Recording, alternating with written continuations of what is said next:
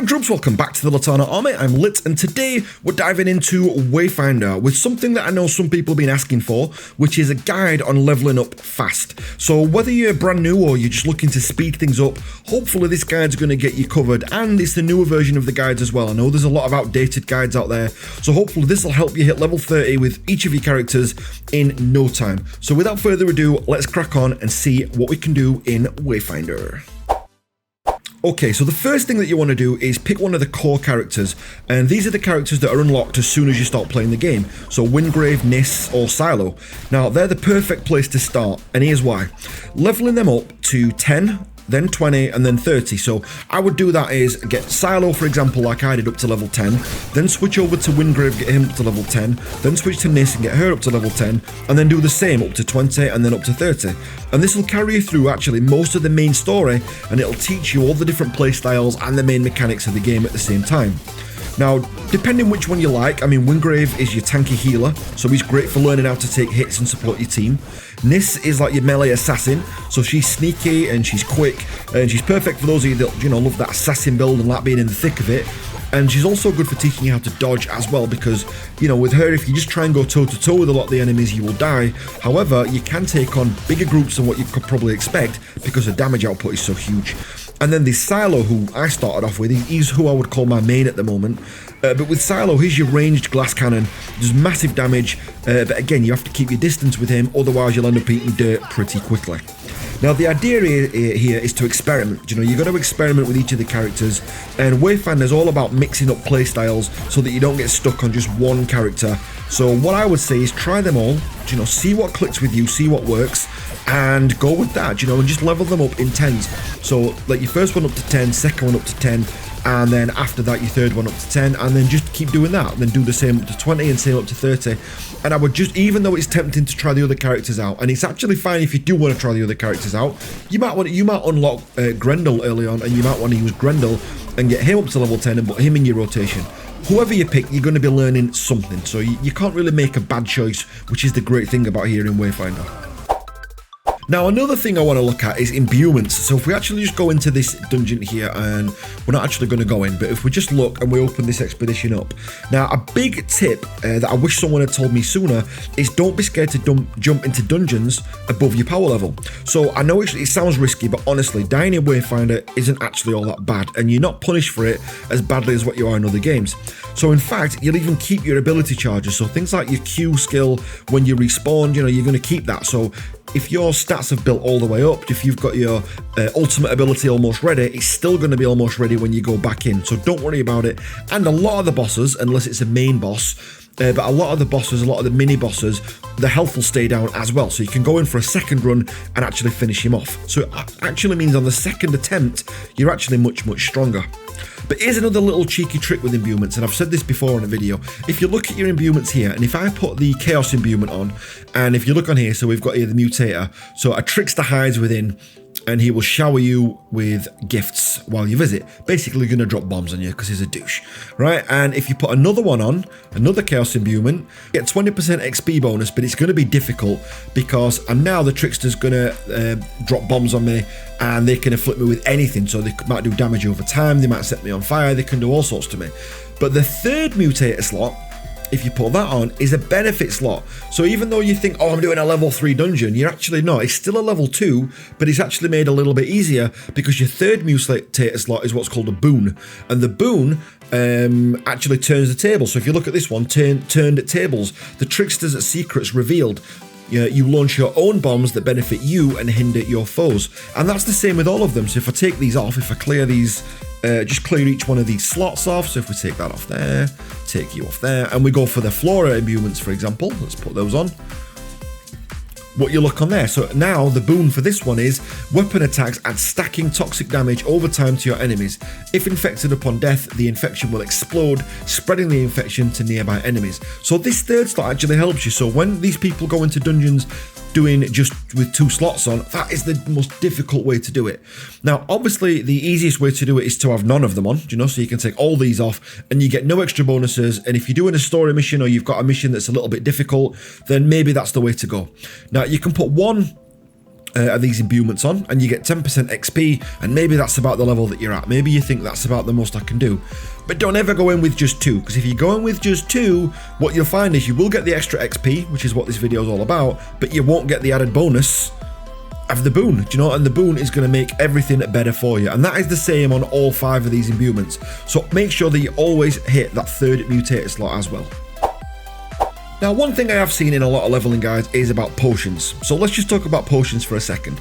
Now, I am going to be honest, you know, with potions, what you tend to find is that they don't help. I mean, they're not really game changing. They do help, but they're not going to change the game for you. Do you know, if you can get your hands on potions with XP modifiers, grab them. It's a great way to squeeze out a little bit more. So let's have a see if we can find anything. I don't even know if I've got any on here. Here we go. So this one at the bottom here. So if we look at this one, your weapons do additional hits equal to 15% of your weapon power, which is great.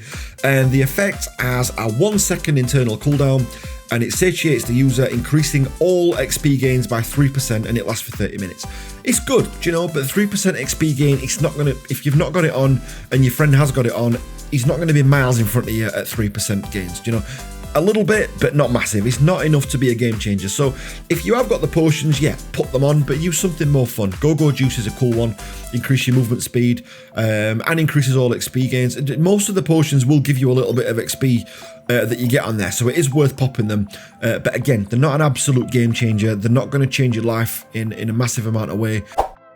Now, a better tip is to actually use these leveling cubes, which I have totally forgotten the name of. So let's just go into my inventory here.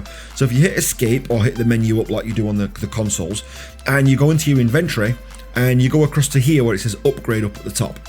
Now these are absolutely awesome. I think they're called resonance crystals, are they? Yeah, resonance cache.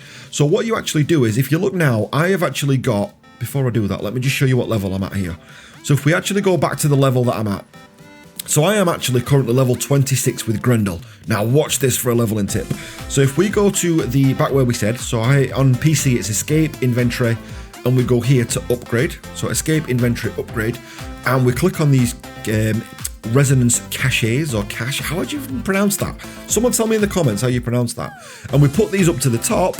Look down here. If you look, it actually levels me up an insane amount. So I've just gone from level 26, potentially, I've got 107 of these, look at that. So I'm going from level 6 to 28. I have just skipped 2 levels there using Grendel. So if we go back now and I go back to him as a character, I'm now level 28. I have only got 2 levels to go now to actually max him in, you know, to maxing him out. So if we look on this, I've got all the bonuses that I get from leveling up. It's all the same, you know, I'm not penalized by doing it this way.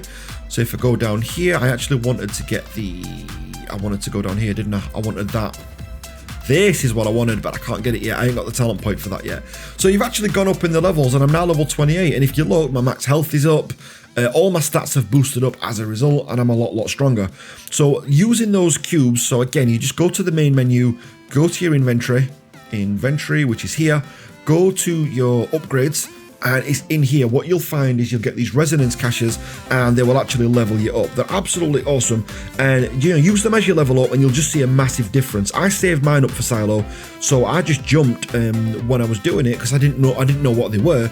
I went from level 21 and went all the way up to like level 28 because I had a ton of these and they were all unlocked. One place you can get them from, if you go to this reward tower, if you look, a lot of them are in here as well. So as you're going up the reward tower and you're unlocking more rewards, what you actually find is when you're going up through the floors, this is where they're unlocked. So if every time you get these in here, these resonance caches, they're just worth getting. I haven't got any unlocks at the minute, so I can't show you. But that's basically all you need to do with that. Another tip that you've got as well is the boss fights. You know, join boss fights that are around your level. So if you look, I'm looking for rank 20 to 30.